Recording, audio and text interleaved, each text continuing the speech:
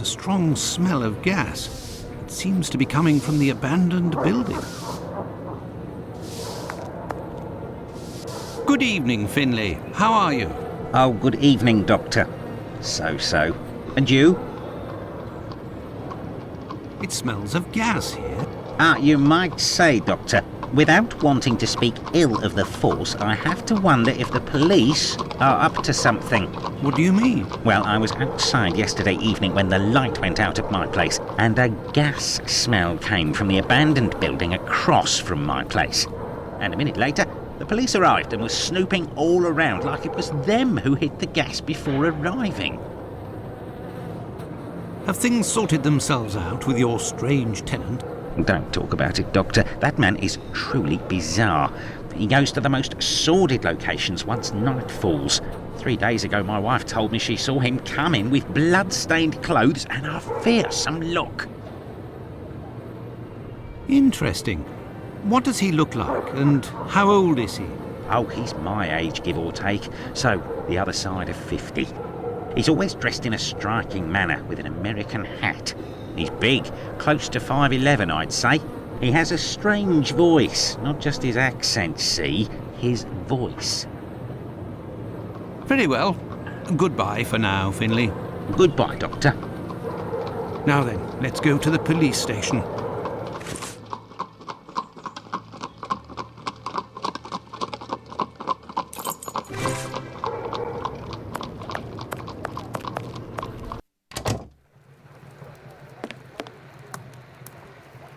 Yes, Doctor. Tumblety is a man around 5'11", about 55 years old, extravagantly dressed and with a rather distinctive voice. He boards at Finley's. You should know where that is, as the police were there only yesterday. Their arrival coincided with a strange gas leak. Ah, yes, I know where you mean. Indeed, there was an odd affair with the gas. It was rather unsettling. We were searching for a well-known scoundrel who was ratted out by Squibby, the chap we followed and saved from the pack a few days ago. This thug, no pity Bluto, must have been in the abandoned building in question. But there was no sign of him when we arrived. Furthermore, an inspector said that, given the smell, the thingamabob that supplies gas to the building was probably damaged. So we took no risks and were called away somewhere else. I will take my leave, Humphreys. Goodbye, Doctor.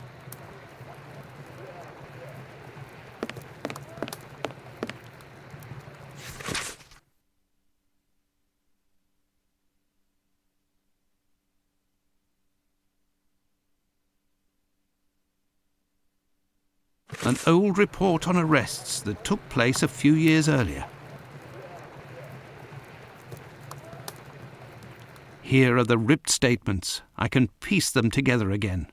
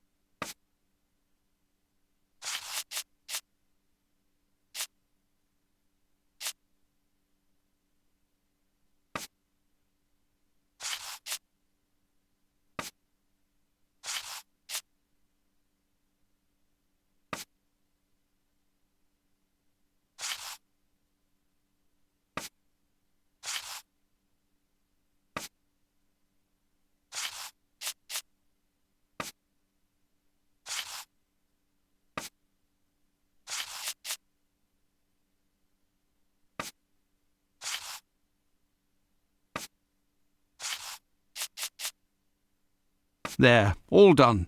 Holmes couldn't have done better himself.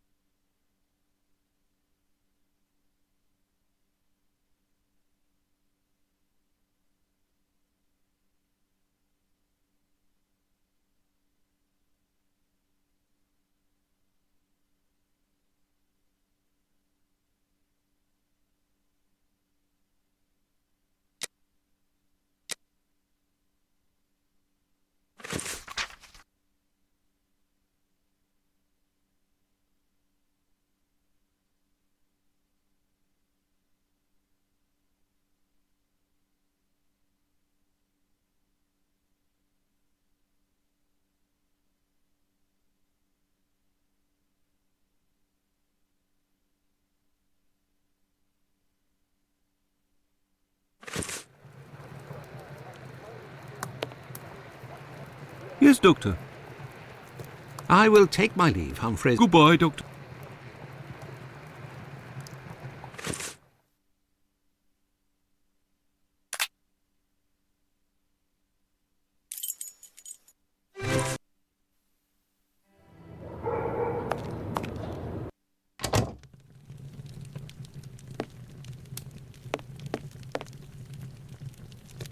Good evening, Mr. Solomonovitch. Good evening, Doctor. What a pleasure to see you again.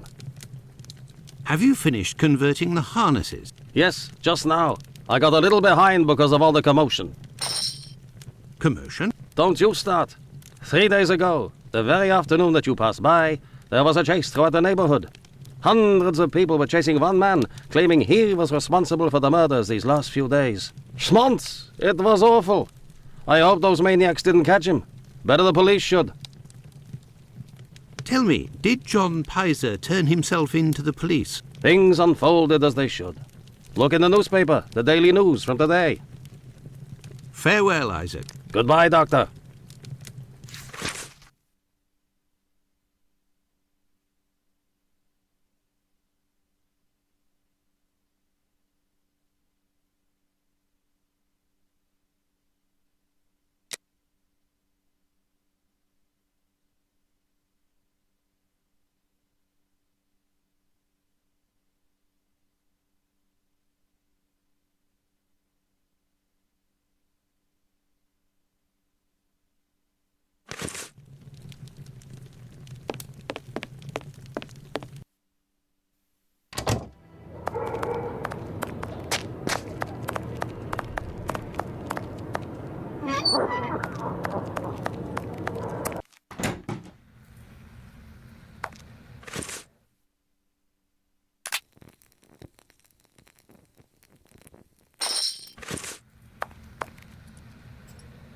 Good evening, Dr. Gibbons. Dr. Watson. Did you keep the cane we spoke of last time? I was going to sell it tomorrow, would you believe, having not heard word. Here are your harnesses, Doctor. They are top quality, I'd say. Definitely worth the price of this walking stick. Here, it's yours. Do you have any formalin here? No, definitely not. They have it in university hospitals to conserve anatomical specimens in jars. But in a little clinic like mine, we don't keep anything but bad memories. Well, farewell, Doctor. Goodbye, Dr. Watson. I must go to Miss Bella's.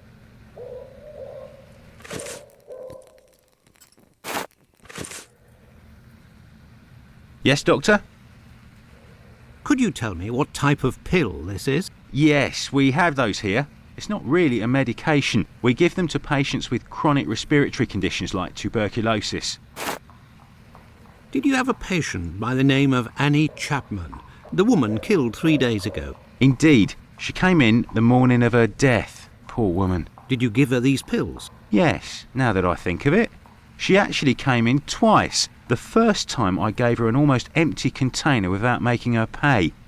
She came back during the day and said she dropped the container and stepped on the pills. She wanted to know if I could give her more again without paying. I refused. After she left, a patient who was there told me that he lives at the same place and confided that she had been lying. He saw the pills fall in the tenement's communal kitchen, but the woman immediately wrapped them up in a piece of paper. Where did this paper come from? According to this man, she'd found it near the chimney in the kitchen. Anyone could have thrown that paper there. That envelope can't have anything to do with a murder. Pardon, Doctor? Nothing. I was just talking to myself. Well, farewell, Doctor. Goodbye, Dr. Watson. I must go to Miss Bella's.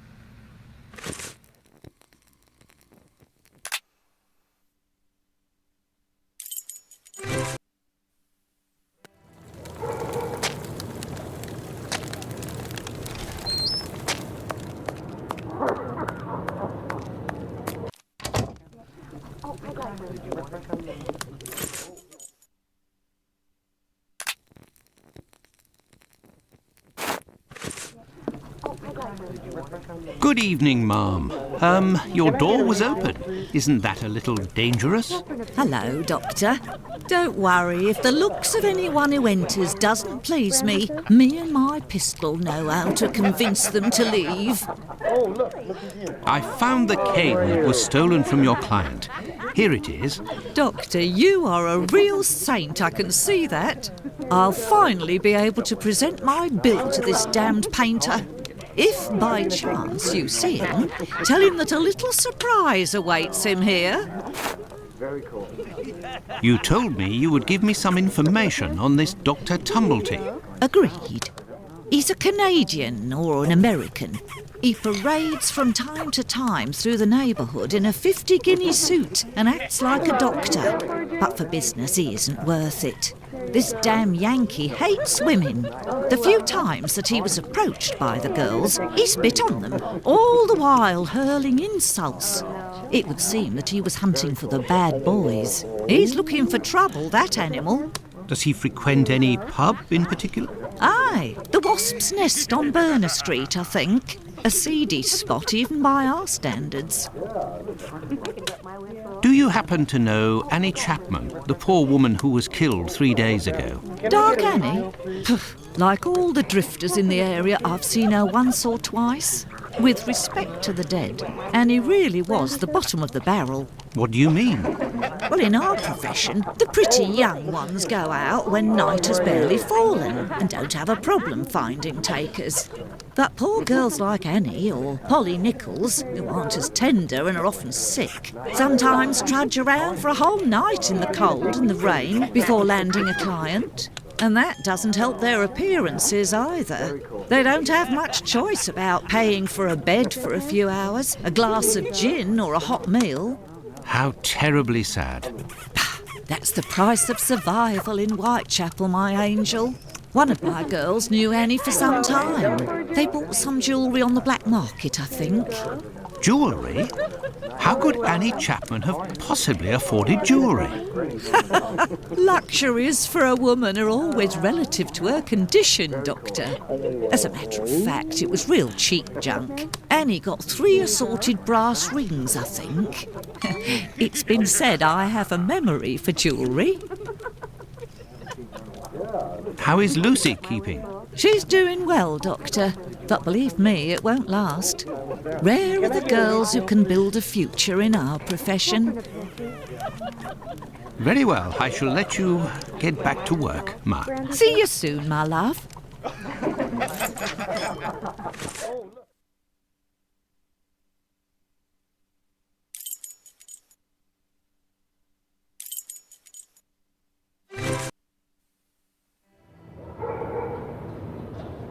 The Wasp's Nest. This pub looks even more disreputable than the Golden Lion in Baker Street.